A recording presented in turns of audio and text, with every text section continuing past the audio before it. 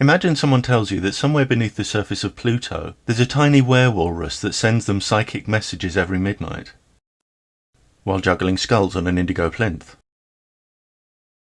You ask for evidence, but they respond by saying, "You can't prove me wrong." Investigating this claim would be beyond the limits of current technology, but does that mean we therefore have good reason to take this person's claim seriously? What if we adopted this approach whenever we wanted to establish a factual claim? We could spend lifetimes coming up with countless fantastic claims there's no practical way of investigating, dismissing any skepticism with a mindless chorus of "you can't prove me wrong." What if encyclopedias were filled with lists of claims that were given factual status merely because, even though no evidence was produced to support them, no one could prove them false? But of course we don't compile books like that. We're not obliged to accept or take seriously every claim we can't prove false. And something that helps to save us from spending unnecessary time and energy on claims that have no merit is the burden of proof. When someone makes a factual claim, the obligation lies with them to support their claim. It's not the obligation of the skeptic to prove the claim false. Many who make supernatural existence claims try to avoid this basic next step of supporting their claim. For example, when asked to give a case for God in an exchange on US television, evangelical pastor Douglas Wilson denied his burden of proof. When asked who do you think carries the burden of proof, Wilson replied, "I believe the one who denies the self-evident fact that God exists." But this reply is so flawed that it's incoherent. If everyone agreed it was self-evident that Wilson's God existed, there'd be no one denying it. Divine existence is the very thing being disputed, and evidence is what Wilson has yet to produce. He can't stampede us into accepting the very thing he needs to establish, simply by declaring it to be self-evident. Wilson claims as fact that a God exists, and it's this act of claim-making that saddles him with the burden of proof. It's revealing that Wilson also said in this exchange that much of the debate about divine existence has to do with what he called scrambling for the high ground of who has to do the proving. It may feel like scrambling to Wilson, but in fact the issue is clear-cut. When Wilson chooses to make the bold claim that a God exists, he has to do the proving. He can't shift his burden of proof to his opponent. Well, if God didn't create the universe, what did? Questions like this are examples of another common form of burden shifting. The underlying implication is that if the skeptic can't explain just how our universe came to be, then the idea that a God created it somehow wins by default. But that's not how it works. Answers involving supernatural beings don't get a free pass. They must be substantiated like any other candidate answer. And even if divine answers to this question were acceptable, monotheism would have to jostle with a potentially limitless variety of polytheisms. The very notion that a question as complex and involved as this has a default answer, other than "I don't know," is misguided. Learning about our universe takes time and disciplined work, so demanding that everything has an explanation now is an untenable position, and inserting supernatural beings into the inevitable gaps in our current knowledge commits the fallacy of arguing from ignorance. Furthermore, plenty of everyday examples show us that not knowing a specific answer doesn't prevent us eliminating alternatives. One reason we eliminate supernatural answers is that they lack explanatory power. Saying a God created our universe doesn't explain how it was created, and poetic metaphors are no more illuminating. Saying a God speaks things into creation, for example, doesn't explain how divine speech results in creation. Gods and poetry get us no closer to the process we're actually interested in. They only push the question further back while the actual process remains unknown. And this is ultimately what so-called divine explanations give us. I don't know, hidden under a supernatural wrapping.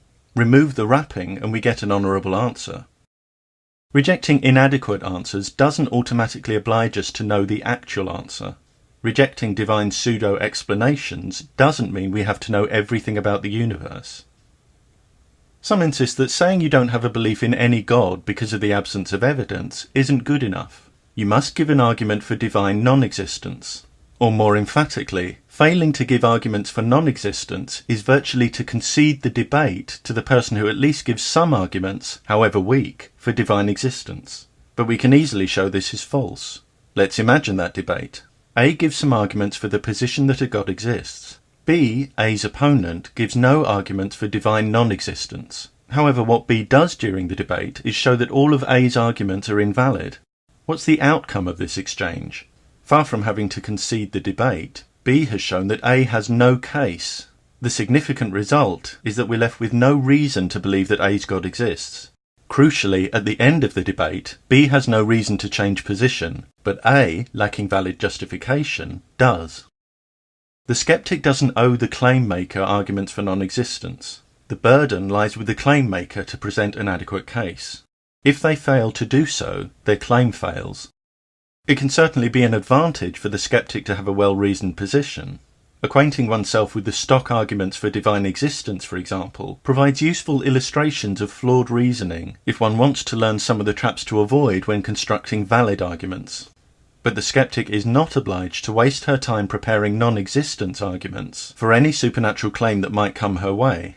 The monotheist may be so deeply embedded in his belief that he fails to appreciate how bizarre it can seem from the outside. But to the non-believer, the claim of a divine creator is often just one of a potentially limitless ragbag of ideas we've no good reason to give credence to. Debates about divine existence have been characterized as a game played with two different rules, with the complaint that theism can be critiqued while non-belief remains invincible. In fact, there's only one rule. When you choose to make a claim in debate, you give yourself a burden of proof. If you claim that a God exists, and shouldering that burden is too much for you, it's always within your power to withdraw your claim.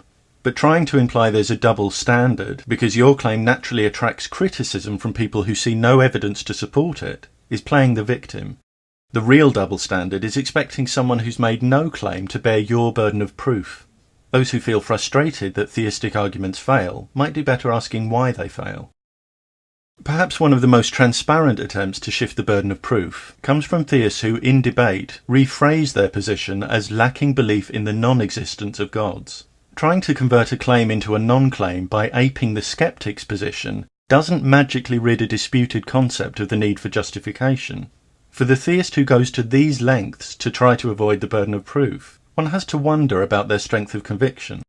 If there are sound, solid reasons for believing in supernatural beings, why not simply lay out those reasons, instead of wasting time with this curious denial dance? If a scientist speaking at a conference complained about the unfairness of having to present evidence for their claims, they'd empty the auditorium. But in the realm of supernatural claims, we consistently encounter people who are reluctant, even indignant, when reminded of their burden of proof.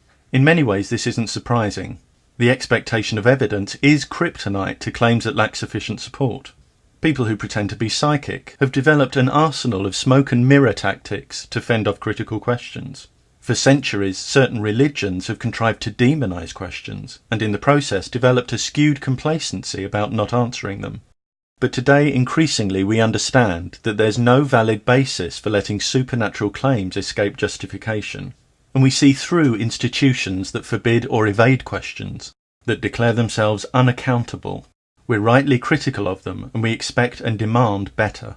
If certain groups over the centuries have grown accustomed to not substantiating their claims, so that they regard the mere suggestion as impudent, the way we resolve that is not by letting them remain accustomed to dismissing their burden of proof, but by pointing out that they were at fault for growing so accustomed in the first place.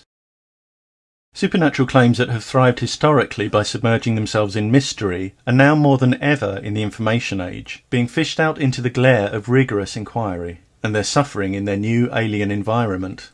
Their old tricks aren't so effective on the more critical modern mind. Booming threats don't cow us into obedience as in years gone by. Too many of us know what's going on behind the curtain. In greater and greater numbers, we're outgrowing the long intellectual stagnation of humankind's superstitious adolescence.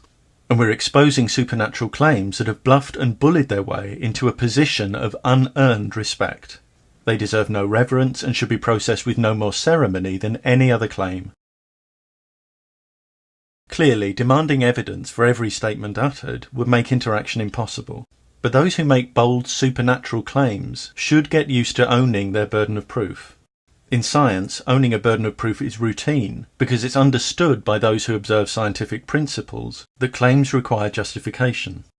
It's expected that authors of scientific papers will explain their reasoning and evidence, and it's common for this to be done not grudgingly but enthusiastically. If we're interested in holding justified beliefs, finding out which claims have valid support and which don't is something to embrace, not avoid. It's when we stake our egos, hopes, or identities on specific claims that we create needless problems, because anything that then threatens the claim also threatens us. The burden of proof becomes threatening because having to justify the claim risks discovering that we can't do so. In this way, our ability to assess the claim becomes fatally undermined by a personal need for it to be true, whether or not it has valid support.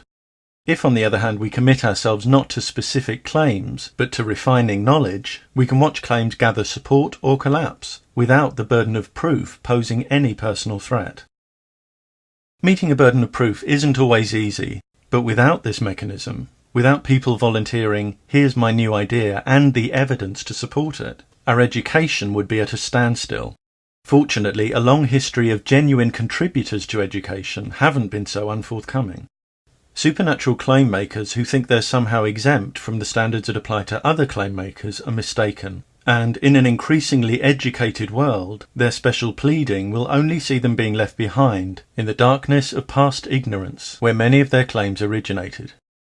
Extraordinary claims have an inescapable burden of proof. When those who make extraordinary claims don't, for whatever reason, take their burden of proof seriously, they relieve us of the burden of taking their claim seriously.